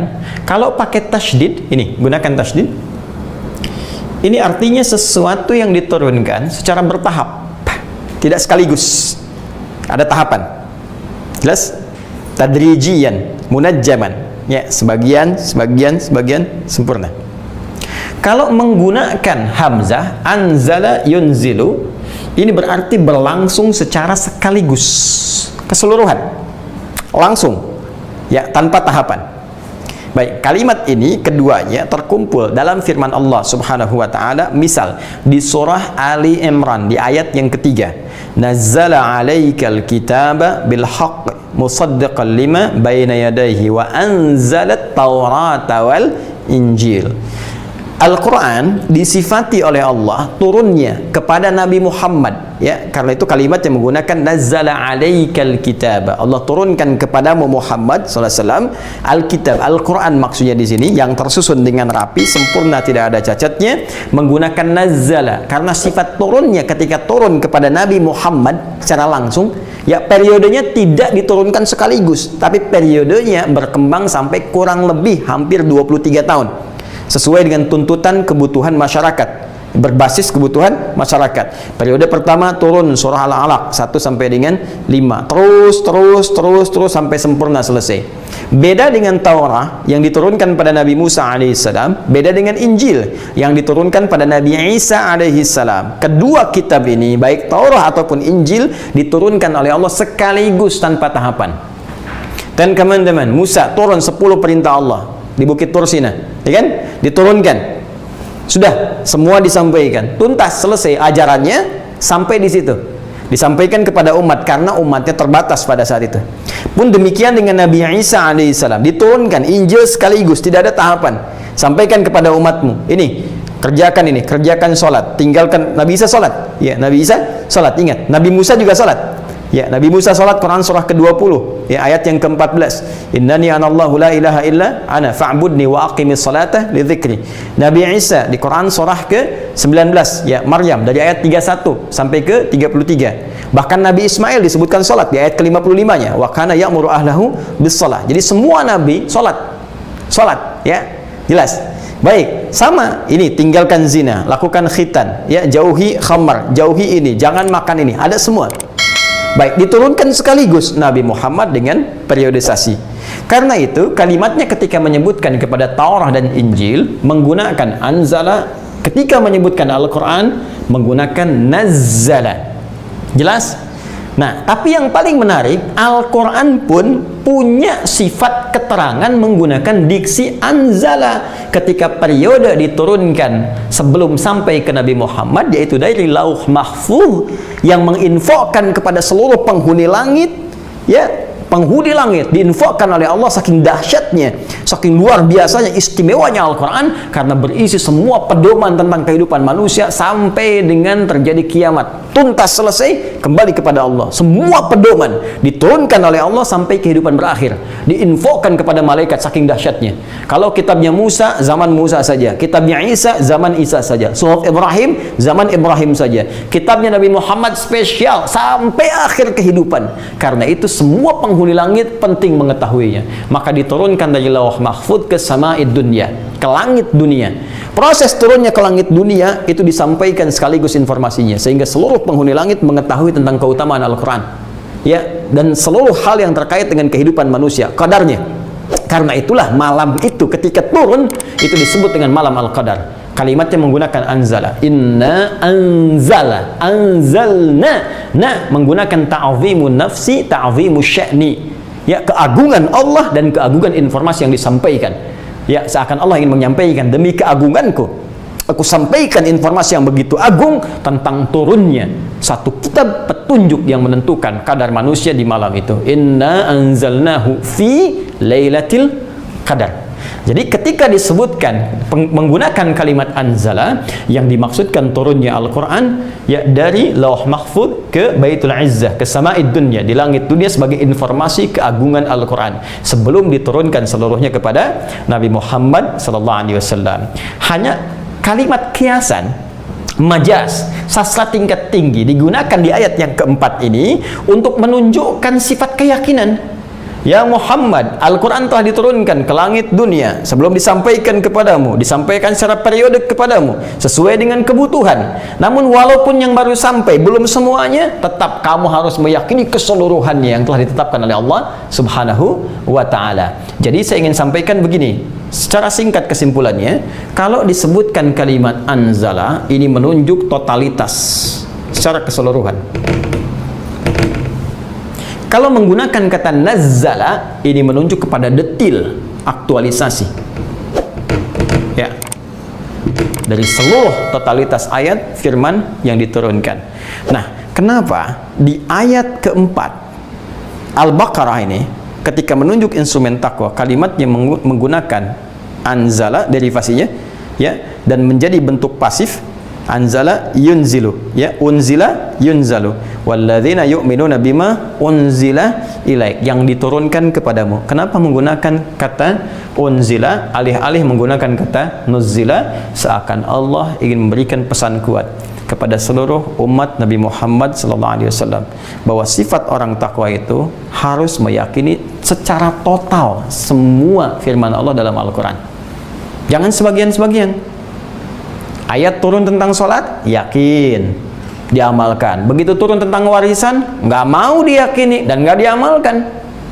Ya, turun ayat warisan, laki-laki dengan perempuan bandingannya 2:1, nggak bisa. Ini haknya sama, demi keadilan, demi persamaan. Siapa yang tahu tentang persamaan hak antara laki-laki dan perempuan dalam konteks kehidupan kemanusiaan? Yang menciptakan kita Allah, yang tahu kebutuhan kita Allah. Allah sudah mengatur, lantas kenapa Anda ikut-ikutan mengatur, Suneo? Paham? Ya? Jadi kalau kita sudah ada yang ngatur, jangan ikut ngatur. Sesuatu yang sudah ditetapkan, jangan ikut menetapkan. Akhirnya yang sudah teratur menjadi rusak aturannya, dan dicapai kehidupan kita. Matahari itu sudah jelas terbit dari timur, terbenam di barat. Jangan dipikirin. Sepanjang semua teratur begitu, Anda hanya buang-buang energi menganalisis kenapa matahari terbit di timur. Ya memang sudah terbit dari timur. Nanti kalau dunia berakhir, terbit di barat. Ini sesuatu yang sudah tetap, jangan ikut-ikutan ngatur sehingga tidak banyak energi kita keluar. Ya, tapi poinnya kembalikan ke sini. Fokus. Fokus baik-baik. Ketika Allah menggunakan diksi unzila, ingin menuntut kita, hei, orang takwa itu cirinya yakin dengan semua hukum Allah, yakini semua isi Al-Quran, ya, jangan yang ini Anda yakini, yang lain Anda tinggalkan. Tidak, ya, jangan sampai ibadahnya bagus, ayat sholat bagus, Ayat puasa tuntas, jangankan yang fardu, yang sunnah dikejar-kejar. Tapi ayat-ayat akhlak nggak dipraktekkan. Betul ngaji Quran sampai hafal, bagus. Ngaji sunnah, perdalam. Ya, bahkan kitab-kitab dikumpulkan dari Al-Arba'in An-Nawawiyah 42 hadis. Ya, kemudian apa lagi? Riyadhus Shalihin 1896 hadis. Kumpulkan lagi sampai ngaji Sahih Al-Bukhari, Sahih Muslim. Bagus. Tapi sunnah akhlak nggak dipraktekkan, mencela tetap dilakukan. Padahal Quran mengatakan la yasra qaumin qaum. Bahkan dibuka dengan kalimat iman. Gibah juga, nggak tanggung-tanggung. Kadang-kadang yang dicela ustadz, ulama, yang digibahkan ustadz juga. Jadi pertanyaannya, ketika Anda mengatakan saya ingin menjadi orang bertakwa, Quran mengajak praktekkan keseluruhan, Anda ambil sebagian, maka ini menunjukkan belum sempurna tingkat ketakwaan seseorang. Masih terus berusaha. Paham ya? Awas, hati-hati. Kalau kita bicara tentang kompleksitas dan komprehensivitas keseluruhannya, maka tergabung di sini. Maka bagian pertama, Allah ingin memberikan isyarat seluruh yang diturunkan kepada Rasulullah SAW. Baik itu Al-Quran, yakini keseluruhannya. Jelas. Pun demikian dengan sunnah. Awas, yakini keseluruhannya. Ada sunnah qauliyah, bimbingan, pedoman dari lisan Nabi. Ada sunnah fi'liyah, pedoman perbuatan Nabi. Sunnah takliriyah, ya, pedoman dari ketetapan Nabi SAW. Ada sunnah terkait bimbingan moral, akhlak. Sunnah terkait dengan bimbingan fisikal. Ada. Itu sunnah. Dan cara memahaminya dengan ilmu tentunya. Ya, nanti kita akan bahas turunannya. Nah, kita belum mampu mengamalkan, tak apa-apa. Tapi membenci itu dilarang. Yes. Kita belum mampu mengamalkan, itu ditoleransi. Ya, tapi kemudian mengingkari itu persoalan. Hati-hati, saya pengen kerjakan Quran, tapi saya ingkari sunnah, sehingga muncul aliran ingkarus sunnah, sesat, bertentangan dengan Al-Quran. Jelas, tegas, bertentangan dengan Al-Quran. Ya, apalagi sebaliknya, ya senang sunnah, Quran ditepikan, sama, sesat. Ya, bertentangan dengan isi Al-Quran. Demikian pula untuk memahami ini, penting ada pengetahuan, sehingga lahir nanti sikap mulia dalam bentuk akhlak, itu puncaknya. Ya, innama bu'ithtu liyutammima shalihal akhlak. Sungguh di antara tugas utama aku, kata Nabi, diutus untuk menyempurnakan keutamaan akhlak yang mulia. Ini bagian pertama, teman-teman. Kita jawab ini, yakin tanpa ragu terhadap segala. Yang dimaksud segala yaitu tanpa kecuali, secara komprehensif, keseluruhannya, bukan sebagian-sebagian. Jangan potong ayat, apalagi potong ayat. Awas, hati-hati. Meyakini sebagian saja sudah salah, apalagi memotong-motong sesuatu demi kepentingan nafsu. Ya, orang-orang liberal, saya ingatkan. Orang-orang yang ikut paham pluralisme, saya ingatkan. Ya, saya temukan beberapa tulisan-tulisan yang seenaknya memotong ayat-ayat Al-Quran. Ya, sebagai klaim legitimasi bagi konsep yang ditawarkan, padahal isinya menyimpang dari ketentuan Al-Quran. Ya, bahkan maksud ayat itu sendiri terlebih dengan ketentuan hadis-hadis Nabi SAW. Nah, ini beberapa bagian yang kita ingin luruskan, dan kita saling mendoakan. Kita doakan, ya. Jadi yang dibawa itu bukan rasa kebencian. Kalau rasa kebencian yang dibawa tidak objektif, ya, dan buruk, ya, sama buruknya. Yang dibawa adalah sifat kemuliaan, sifat kecintaan. Karena cinta diingatkan, karena cinta kita doakan. Ya, pun demikian Rasulullah SAW mendoakan Umar sehingga dapat hidayah, padahal Umar punya perilaku buruk. Maka kita pun doakan orang-orang sekitaran kita. Dan ini, pengingat ini akan sangat bermanfaat bagi orang yang masih menyisakan iman di kalbunya. Ya, fadzakir fa inna dzikra tanfaul mu'minin. Ya, ingatkan, sungguh ketika diingatkan, kalau ada masih setetes embun iman dalam nuraninya, itu akan bermanfaat dalam kehidupannya. Mungkin dalam perenungan akan sadar dan kembali pada jalan yang benar. Itu hal yang sangat indah. Baik, teruskan teman-teman sekalian. Masih kuat? Ya, fokus ya. Ayo semangat teman-teman yang di sini juga ya. Semangat, yuk. Terus, kemudian kita belum jawab bagian yang kedua, apa yang dimaksud dengan kalimat yu'minun, meyakini, mengimani. Apakah hanya iman saja? Ya, yakin tanpa ragu pada Al-Quran. Yakin tanpa ragu pada semua keterangan Nabi dalam sunnah, dalam hadis. Yakin tanpa ragu dengan semua hikmah. Apakah cukup sampai di situ? Tidak. Ingat, kaidah dasar iman selalu bersanding dengan amal. Masih ingat di jumpa kita pembahasan awal ayat ketiga saat kita menguraikan kalimat alladzina yu'minuna bil ghaib. Bukankah kita telah membahas tuntas tentang pengertian yu'minun? Dan kata yu'minun bentuknya progresif. Ya, bukan bentuk infinitif dari kata amana yu'minu. Bismillah, mohon izin saya hapus dulu.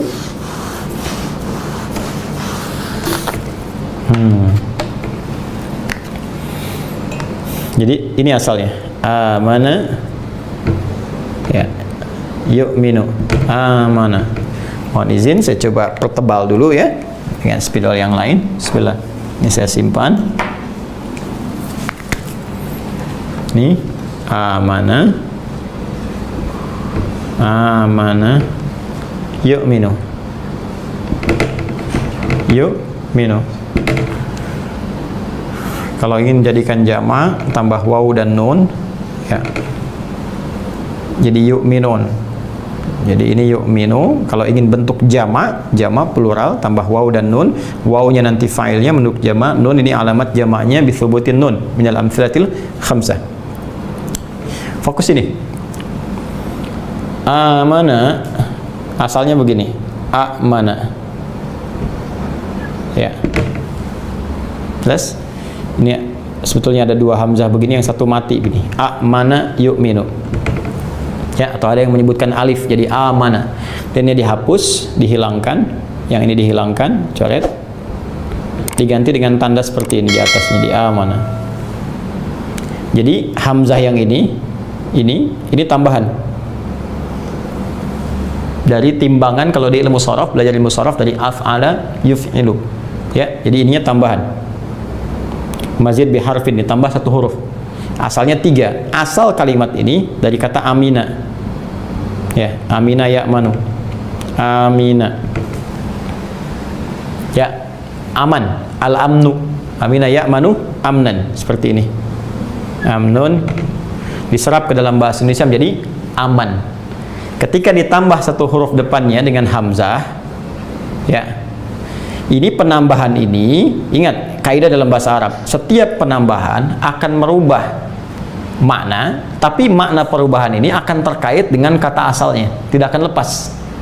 Ya, ziyadatul mabna tadullu ada ziyadatil makna. Penambahan satu huruf dalam sebuah bangunan kalimat akan memperluas makna, tapi perluasan makna ini tidak akan terlepas dari akar kata asalnya. Contoh, ini amina, aman. Amana, beriman, yakin. Ya, maknanya meluas, tapi tidak lepas dari kata sebelumnya, aman. Ya, apa makna yang ingin disampaikan? Orang beriman itu akan terjamin rasa aman dari sisi Allah Subhanahu wa taala. Aman dari hukuman akhirat dan aman dari kegelisahan dunia. Jelas? Orang-orang beriman dijamin aman oleh Allah, aman dari ancaman neraka, aman dari kegelisahan akhirat, dan aman dari kegalauan dunia. Nah, sekarang pertanyaannya, bagaimana supaya kita bisa aman, mendapatkan iman itu yang melahirkan aman? Maka tingkatan itu perlu kemudian diaktualisasikan, dilatih. Kalau Anda ingin melatih teman-teman sekalian, maka bentuknya robah ke dalam bentuk mudhari, terus naikkan. Bukan hanya saat ini, latih lagi sampai besok aman juga, sampai nanti aman juga, semakin menguat. Maka bentuk ke mudhari, amana yu'minu. Yu'minu di bahasa Inggris sering saya uraikan ada 3 makna: present, continuous, future. Ya, sekarang, terus, dan sampai kapanpun.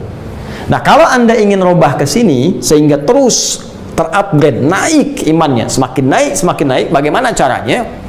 Mustahil ini bisa terjadi kecuali dilatih dengan satu saja, yaitu peningkatan berupa amal soleh. Ini mesti dilatih lewat amal, al-amal as-salih. Jadi pentingnya amal itu untuk menguatkan iman tadi dan melahirkan ketenangan, rasa tenang. Karena itu seringkali dijumpai dalam Al-Quran kata iman bersanding dengan amal soleh, baik sifatnya bentuk tunggal atau jamak.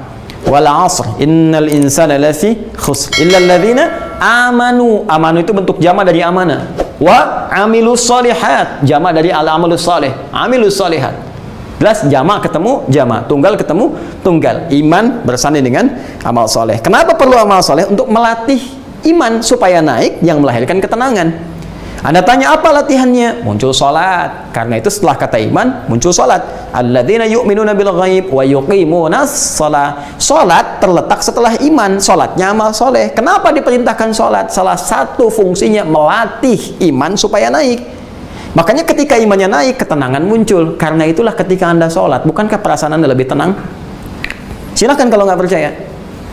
Ya, makanya kalau orang rajin sholat, belum sholat tuh gelisah, hatinya nggak tenang. Ya, silahkan cek kalau nggak percaya. Baru adzan, Allahu Akbar, sudah dipanggil. 5 menit setelah adzan belum sholat, gelisah. Kalau biasa sholat. Kalau belum biasa, terus Anda mau sholat, begitu sholat, tenang. Nggak percaya silahkan. Anda punya masalah seberat apapun, ambil air wudhu, menghadap kiblat, sholat. Begitu Anda mulai bertakbir, bisa menangis, Anda sujud, bisa tenang. Begitu selesai, solusi belum datang, tapi hati sudah tenang. Dan ketenangan itu kan setengah dari solusi. Jiwa yang tenang melahirkan aktivitas yang cemerlang. Ya, ketenangan jiwa itu kunci bagian dari kecermerlangan aktivitas kita. Karena itu orang-orang yang cenderung tenang hatinya itu lebih tepat kemudian merumuskan sesuatu dan mendapatkan capaian yang beda dengan orang-orang yang standar pada umumnya. Ini yang saya maksudkan. Ya, baca Quran menguatkan iman. Setelah imannya naik, ketenangan muncul. Makanya orang baca Quran kan cenderung tenang. Quran surah ke-8 ayat kedua. Innamal mu'minuna alladzina idza dzukirallahu wajilat qulubuhum wa idza tuliyat 'alaihim ayatuhu zadatuhum imana wa 'ala rabbihim yatawakkalun. Ciri orang beriman itu kalau disebutkan nama Allah ada getaran di jiwanya. Nama Allah disebutkan 5 kali dalam sehari untuk mengecek ada iman nggak yang masih bergetar dalam jiwa kita. Allahu Akbar, Allahu Akbar. Nama Allah kan? Kalau ada getaran, ya Allah sudah adzan, masih ada iman. Kalau nggak ada getaran, cek. Mungkin denyutnya lemah.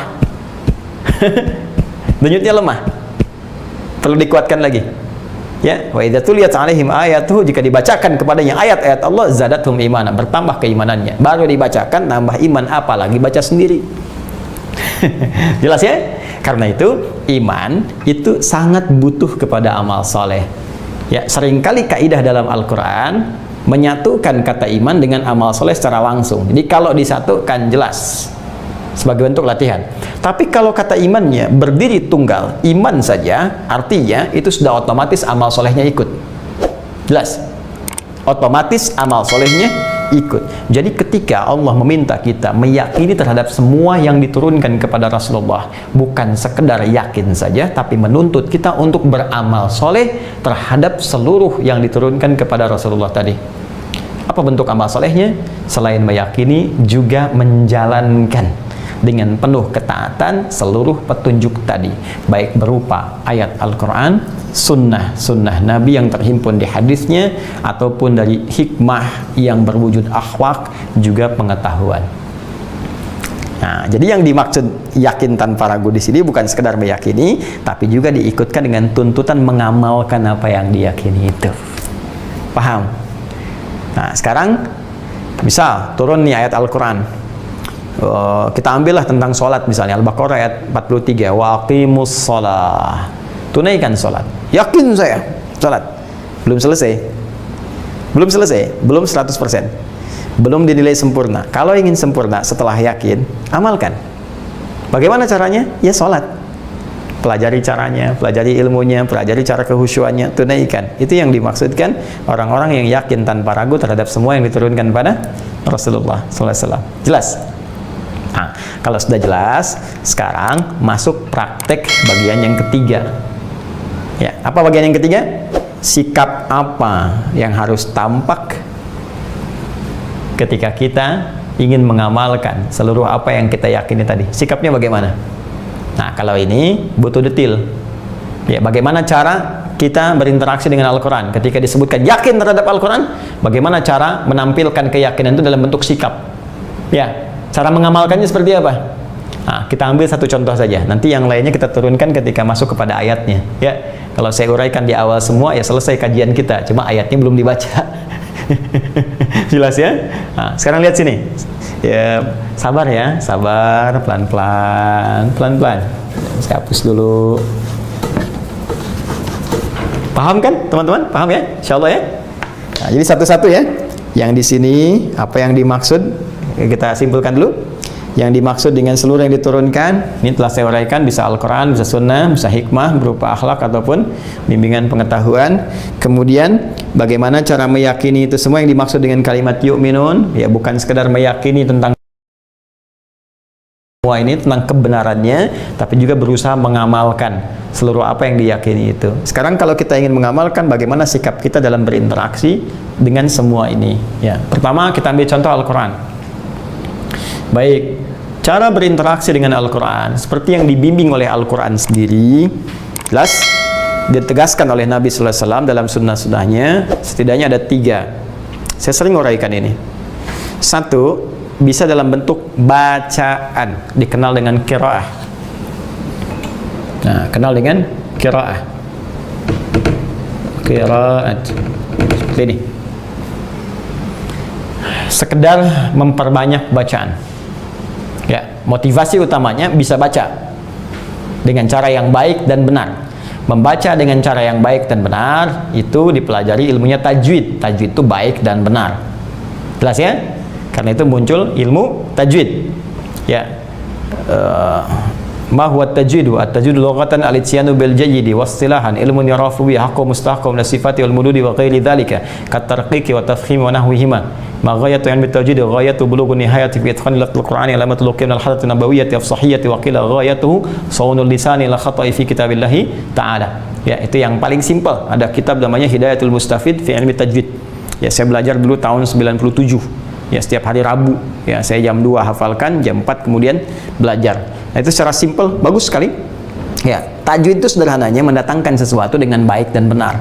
Jadi kalau Anda ingin baca, bukan sekedar baca, tapi cara bacanya mesti baik dan benar. Hukum-hukumnya didatangkan, hak-hak baca aja dihadirkan, sehingga terjaga lisan kita dari kesalahan membaca kitabullah. Ini interaksi yang pertama. Jadi motivasinya supaya bisa baca dulu. Dengan baca itu nanti tahu isinya. Ya, bukankah Anda kalau ingin membaca, ingin tahu informasi dalam bahasa Inggris, Anda kan belajar bahasa Inggris dulu. Ya, ingin tahu nih, oh ini situs-situs yang ada nih di internet, ingin tahu majalah ini berbahasa Inggris, Anda belajar dulu, baru bisa baca, setelah itu paham kan? Demikian juga dengan bahasa Jepang, ya, bahasa yang lainnya misalnya, tentu menuntut kita bisa baca dulu. Dan menariknya, dalam mengerjakan bagian pertama pun, ini adalah bagian tahap pertama dari wahyu. Proses turunnya wahyu. Bukankah wahyu dibuka dengan kalimat Iqra? Ya kan? Quran surah 96. Ya, ayat yang pertama diturunkan saat usia Nabi 40 tahun, 6 bulan, 12 hari di Gua Hira. Ya, Iqra bismi rabbikal ladzi khalaq. Iqra. Seperti ini. Qara'a yaqra'u. Iqra. Tuh. Iqra bismi rabbikal ladzi khalaq. Iqra itu fi'il amr. Dari kata qara'a yaqra'u qira'atan. Baca. Bacaan yang tidak secara langsung menuntut pada pemahaman. Yang penting bisa baca dulu. Ya, bahkan baru belajar baca, walau mengeja, itu pahalanya bisa 2 kali lipat orang lancar. Ya, di At-Tirmidzi disebutkan, man qara'a, kalimatnya qara'a, man qara'a harfan min kitabillahi falahu asyru hasanat. Siapa yang bisa baca lancar dari kitab Allah, setiap hurufnya 10 kebaikan. Ya, walam aqul alif lam mim harfun. Saya tidak katakan, kata Nabi, alif lam mim 1 huruf, walakin alifun harfun, lamun harfun, mimun harfun, walikulli harfin asyru hasanat. Alifnya 1 huruf, lam 1 huruf, mim 1 huruf, setiap hurufnya 10 kebaikan. Alif lam mim, hitung-hitungan normal 30, 3 kali 10 30. Jangan hitung 1, 2, 3, 4 sampai 30, tidak. Satu keduanya bisa 500 tahun kalau mengambil, ya, analogi pada hadis masuk ke masjid untuk beramal. Itu yang lancar dan disertai malaikat ma'asyafratil kiramil bararah, dijaga malaikat supaya memastikan dia tetap dalam keadaan yang baik. Makanya saya sering katakan, ahli Quran walaupun baru bisa baca, memperbanyak bacaan, belum menghafal, baru memperbanyak bacaan, kalau benar bacaannya akan merubah perilakunya lebih baik. Karena itu patut dicurigai kalau ada orang rajin baca Quran tapi tidak merubah perilakunya, patut dicurigai bahwa boleh jadi ada yang tidak tepat dengan cara dia membaca. Ya, kalau bukan tidak tepat di lisannya, mungkin kebanyakan tidak tepat di hatinya. Niatnya salah. Sehingga Quran tidak menghadirkan pedoman dalam kehidupannya. Nah, kalau belum lancar, walladzi yatata'ata wa huwa syaqqun 'alaihi, sedangkan orang yang berusaha mengeja walaupun terbata-bata, diapresiasi oleh Allah dari lisan Nabi, falahu ajran, dia dapat 2 kali pahala orang lancar. Pahala pertama kesungguhannya, pahala kedua dari setiap bacaannya. Tapi jangan salah menyimpulkan, pakai ilmu. Jangan salah menyimpulkan, kalau gitu nggak lancar aja bacanya, tidak. Ya, yang lancar itu didampingi malaikat sehingga menjaga dia dari perbuatan maksiat. Itu ketinggiannya. Ya, jadi ini interaksi pertama. Jadi kalau Anda yakin dengan semua isi Al-Quran, ya udah belajar baca.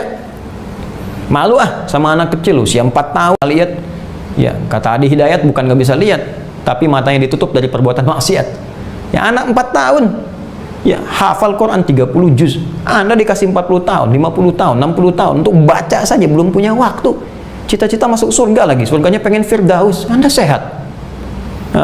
Dari sekarang harus punya kebanggaan. Masa mau sampai sekarat belum bisa baca Al-Quran? Butuh berapa tahun lagi? Allah kasih anak 4 tahun bisa, jangankan baca, hafal. Anda dikasih 40 tahun, udah puluhan tahun untuk baca belum punya waktu. Anda mau berapa tahun lagi? Mungkin sampai hari ini diberikan kesempatan untuk hidup itu supaya setidaknya pulang dengan rasa bangga menuju Allah bahwa ada kalimat yang kita sampaikan. Ya, jangan sampai kebingungan ketika dipanggil di hari sakaratul maut kita. Bawa kebanggaan, bacakan Qur'annya. Sehingga ketika kita pulang itu ada panggilan yang indah, ya ayat Tuhan nafsul mutmainnah. Ya, senang kita, irji ila rabbika radatan mardiyah fadkhuli fi ibadi wadkhuli jannati la ilaha illallah la ilaha illallah. Senang. Makanya banyak para ulama itu ketika mau wafat, masya Allah, banyak yang baca Al-Quran. Ya, banyak yang baca Al-Quran. Ada yang mengulang ayat-ayat takwa, mengulang ayat-ayat keindahan dan sebagainya. Allahu Akbar. Ya, latihan ya. Ya, besok jangan lupa, mulai dari malam ini ada sunnah-sunnah yang kita bacakan. Al-Kahf silakan. Ya, yang mau Al-Kahfian silakan baca. Mau Yasinan boleh. Al-Baqarahan, Ali Imranan, ya An-Nisaan silakan. Al-Ikhlasan boleh. Silakan kalau ingin memulai. Ya, hindari perdebatan. Kalau pengen kerjakan silakan. Semua ada fadilahnya. Ada juga tempatnya. Untuk yang Jumat silakan Al-Kahf. Ya, silakan. Yang malamnya ingin baca Yasin boleh. Besok yang mau Baqarahan silakan. Ali Imranan silakan. Ya, Fatihahan baca dalam sholat setiap hari 17 kali. Ya, ayo lancar. Nah, ini kedua, tilawah. Tilawah. Tala yatslu tilawatan.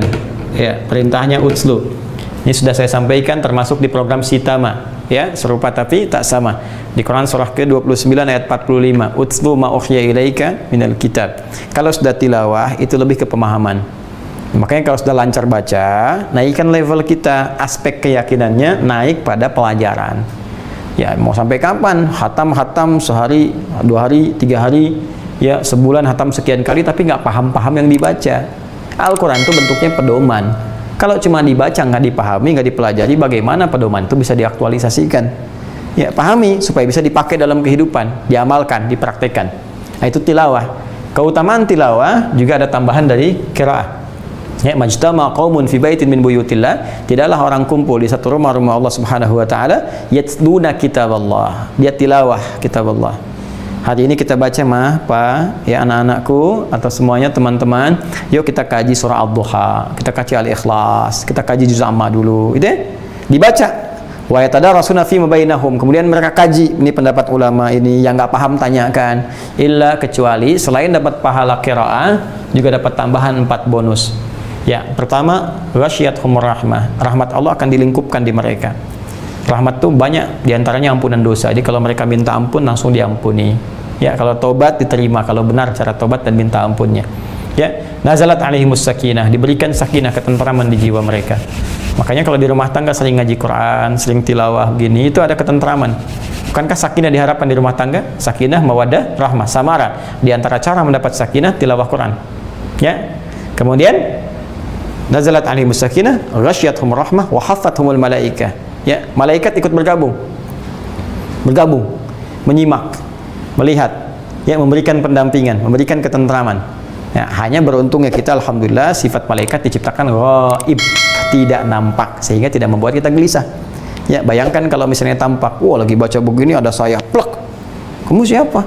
Saya malaikat maut. Wah, nggak jadi Anda tilawah, bisa berhenti di situ. Ya, baik, jadi ada malaikat berkumpul itu anugerah, karena ketika Anda berdoa itu malaikat mengaminkan. Ya, makanya orang tilawah itu selalu saya ingatkan, kalau Anda sedang tilawah, berhenti di ayat doa, langsung doa. Nabi itu begitu. Ketika Nabi baca tentang ayat-ayat diturunkan, dibacakan oleh beliau, ya, apalagi minta sahabat kadang-kadang minta bacakan, masuk ke ayat tertentu, masuk ke ayat surga, bermohon, masuk ke ayat doa, minta, ada kehusyuan di situ. Anda baca tilawah, begitu masuk sesuatu ayat yang berkesan, minta doa sama Allah. Ya, baca ayat surga pelajari, langsung minta jaga keturunan. Baca ayat tentang keutamaan penghafal Quran, minta sebagian keturunan bisa jadi ahli Quran dan seterusnya.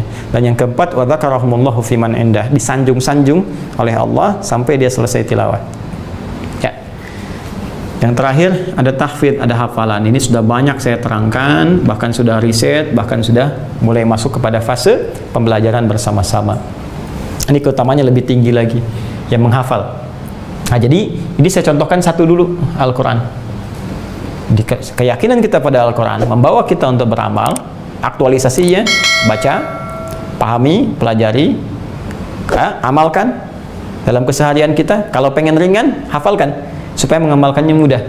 Ya, kalau kita pengen bawa mushaf kan nggak mungkin ke setiap tempat bawa mushaf, rapat bawa mushaf, arisan bawa mushaf, belanja bawa mushaf, kan belum tentu juga. Tapi kalau Qurannya hafal kan dibawa kemana-mana enak. Ya. Insya Allah.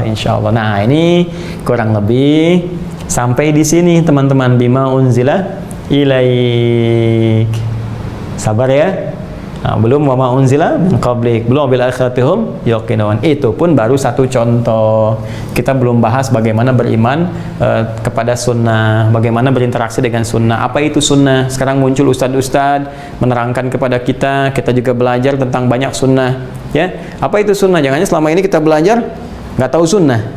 Ya, bahkan nanti salah menyimpulkan. Ini ada ustadz sunnah, ini ada ini pengajian sunnah. Terus yang lain apa?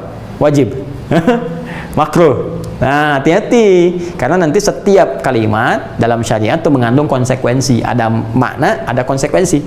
Jadi kalau Anda menyebutkan sesuatu, konsekuensinya apa? Nah, sunnah itu dalam pengertian apa? Ilmu hadis, fikih, usul fikih. Bisa beda. Sunnah dalam ilmu hadis beda dengan sunnah dalam usul fikih, beda sunnah dalam pengertian fikih. Itu bisa lain lagi. Nah, jadi nanti ada tempatnya, ada juga waktunya, ada pokok detail pembahasannya insya Allah. Nanti kita cukupkan dulu sampai di sini supaya bisa dipahami dengan lebih baik sehingga mengamalkannya bisa lebih mudah. Nah, jadi kalau kita simpulkan sampai pembahasan ini, Allah Subhanahu wa taala ingin menyampaikan kepada kita semua bahwa ciri orang takwa itu pertama, selain dia memaksimalkan amalan hatinya dengan beriman tanpa ragu sepenuh jiwa, dibuktikan dengan amalan fisik, contohnya sholat, ditingkatkan dengan amalan harta, dan juga dilihat semua pedomannya dengan meningkatkan 3 level ini pada amalan yang keempat, yaitu berpedoman dengan yakin tanpa ragu kepada semua pedoman tuntunan yang diturunkan pada Rasulullah SAW, baik berupa Al-Quran, sunnah atau terkumpul dalam hadis-hadis beliau, juga hikmah yang bisa berupa bimbingan moral, yaitu akhlak ataupun pengetahuan yang belum kita ketahui. Cara meyakini itu adalah dengan cara mempelajari dan mengamalkan seluruh kandungannya tanpa ragu sedikit pun. Ya, untuk itu mari kita dalami dengan terus belajar, berusaha dan memperbaiki diri di hadapan Allah Subhanahu wa taala. Ini yang bisa kita sajikan. Insya Allah kita teruskan di pertemuan berikutnya pada lanjutan ayatnya, dan mudah-mudahan dengan itu kita bisa memperbaiki diri dalam pandangan Allah Subhanahu wa taala. Kemudian izin menyampaikan informasi bahwa yang pertama saya ingin mengupdate dulu teman-teman sekalian. Ini insya Allah sudah ada perkembangan untuk yang Mushaf At-Taisir ya, dari percetakan, karena ternyata ini tidak mudah ini ya, terpisah juga antara membuat boxnya saja sudah sendiri ini ya, ini kan handmade ini buatan tangan ya, langsung nggak pakai mesin, jadi ini sendiri. Ini juga nanti dalamnya ada amplop lagi untuk lembarannya, ini juga sendiri, jadi ini butuh waktu.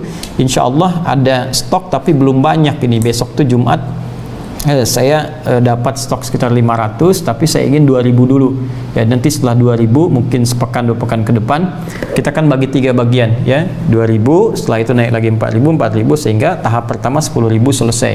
Insya Allah dalam waktu dekat ini terpenuhi. Jadi nanti kalau sudah muncul dulu stok baru saya buka ya, buka untuk menyampaikan info ke teman-teman. Kemudian bukan ini saja, karena nanti paketnya ada ini 2 ya, yang apa namanya, murajaahnya nanti ada 2 dengan versi baru. Ini yang per lembar, yang ini akan mengumpulkan 30 juz dalam bentuk kitab buku 2, dan nanti catatannya ini ada di sini yang saya sempurnakan. Nanti ada catatan untuk kontrol hafalannya yang akan dimasukkan ke sistem kita. Jadi bukan hanya ini, nanti satu paketnya ada mushaf dan ada 3 buku, 2-nya untuk murajaah 30 juz, dan satunya adalah untuk kontrol hafalan dan juga informasi-informasi seputar program-program, karena sering bertanya ya kami sajikan dalam satu kesatuan. Jadi ini saat bersamaan, alhamdulillah proses. Insya Allah saya janjikan sekarang memberikan informasi, sudah saya sampaikan, tapi mungkin pembukaannya baru saya buka pekan depan ya. Jadi teman-teman simak saja pengumumannya di Adi Hidayat Official di media sosial, baik itu di YouTube atau mungkin di Instagram, juga di Facebook. Nanti silahkan dicek saja, nanti kami akan update, jangan khawatir ya. Dan nggak perlu datang ke Bekasi dulu, ke kantor, karena memang belum kami siapkan ya. Khawatirnya nanti teman-teman langsung datang tidak ada, kan sayang-sayang juga gitu. Jadi tunggu dulu, bersabar ya, insya Allah bersabar supaya ini tampil baik maksimal, karena ini nggak mudah ya. Instruksi kami juga pada yang mencetak tuh jaga wudhu gitu kan, cek lagi baik-baik, kemudian perbaiki akhlak, ini semua kita maksimalkan sehingga hasilnya bisa lebih baik ya. Kemudian nanti cek lagi kalau ada yang kurang perbaiki lagi sehingga hasilnya bisa lebih baik kita dapatkan. Ini satu. Yang kedua, bersamaan dengan itu, Kamis depan, ingat waktunya ya, Kamis depan akan dimulai pembukaan untuk PKU ya, program kader ulama ya, untuk angkatan ketiga. Ingat ya waktunya, Kamis depan ya, Kamis depan di awal bulan Juli ya, kita masuk juga ke pertengahan bulan Dzulqa'dah, bulan ke-11 di penanggalan kalender Hijriah. Akan dibuka program PKU, program pengkaderan ulama ya, pendidikan kader ulama. Ini angkatan ketiga yang nanti insya Allah akan belajar langsung dengan saya. Nanti syarat-syaratnya akan kami sampaikan, dan nggak usah datang ke Bekasi. Ingat, nggak usah datang, cukup Anda lihat saja dalam uraian kami. Nanti syaratnya disampaikan, nanti ada tes ujian, mungkin juga akan berlangsung online atau beberapa yang lain, nanti ada undangan. Dalam persiapan itu saya juga sekarang sedang siapkan tempatnya ya, jadi nanti insya Allah tinggal bersama kami, saya siapkan tempat khusus. Insya Allah fasilitas semua insya Allah kami yang cover. Jadi Anda tinggal datang, tinggal belajar, tapi kualifikasi kami tetapkan ya. Jadi kami siapkan tempatnya dulu, kami maksimalkan. Insya Allah nanti kalau sudah matang, pekan depan ada seleksi, dan dalam proses penyiapan itu setelah selesai nanti baru kami undang, dan mudah-mudahan COVID-nya selesai, pemerintah sudah memberikan pengumuman supaya kita bisa beraktivitas seperti biasa dalam keadaan penyesuaian yang lebih baik, dan mudah-mudahan semua ada dalam ridha Allah Subhanahu wa Ta'ala. Saya kira itu yang saya sampaikan. Mudah-mudahan besok disambungkan dengan program Roti Ngobrol dan Tanya Ustaz Adi, kemudian ada Sitama ya, serupa tapi tak sama, dan juga nanti ada program-program lainnya seperti Pertanda ya, pernah tahukah Anda, yang insya Allah dari 3 program itu salah satunya akan dipusatkan kepada pembahasan seputar fikih yang terkait dengan alternatif amalan-amalan di bulan-bulan haji. Nanti kita siapkan, jangan-jangan ada yang belum tahu kalau ada satu amalan yang kalau dikerjakan nilainya sama dengan orang haji walaupun dia belum atau belum sampai berhaji. Tapi bukan berarti sama dengan orang yang ibadah di sana, masuk Masjidil Haram misalnya, Masjid Nabawi, tidak. Tapi yang esensinya adalah dia mendapatkan pahala seperti orang haji. Ada satu amalannya, nanti kita akan bahas dan kita urutkan menjadi kurikulum pembahasan sampai kepada tiba waktunya penunaian amalan yang dimaksudkan. Semoga Allah memuliakan kita, memuliakan keluarga besar kita, memberikan hidayah kepada kita semua, menyelamatkan kita dari berbagai hal yang bisa mengancam kehidupan kita dunia, alam kubur ataupun akhirat, memberkahi kehidupan kita, membimbing kehidupan kita, kehidupan bernegara, berbangsa, bermasyarakat, memberi petunjuk kepada para pemimpin kita, orang-orang yang bertanggung jawab dihisab di hari kiamat, mudah-mudahan diringankan oleh Allah dan diberikan petunjuk untuk berbuat lebih baik dalam kehidupan, memberikan bimbingan kepada ulama kita untuk ikhlas dalam berdakwah, dan memberikan petunjuk kepada kita semua untuk ikhlas dalam beramal saleh karena Allah Subhanahu wa Ta'ala. Allahumma taqabbal minna innaka antas samiul alim wa tub alaina innaka antat tawwabur rahim. Allahumma ij'alna min ahlil Qur'an waj'alil Qur'ana sahiban lana fid dunya wa syafi'an lana fil akhirati ya rabbal alamin. ربنا آتنا في الدنيا حسنة وفي الآخرة حسنة وقنا عذاب النار بفضلك سبحان ربك رب العزة عما يصفون وسلام على المرسلين وآخر دعوانا أن الحمد لله رب العالمين سبحانك اللهم وبحمدك أشهد أن لا إله إلا أنت أستغفرك وأتوب إليك السلام عليكم ورحمة الله وبركاته.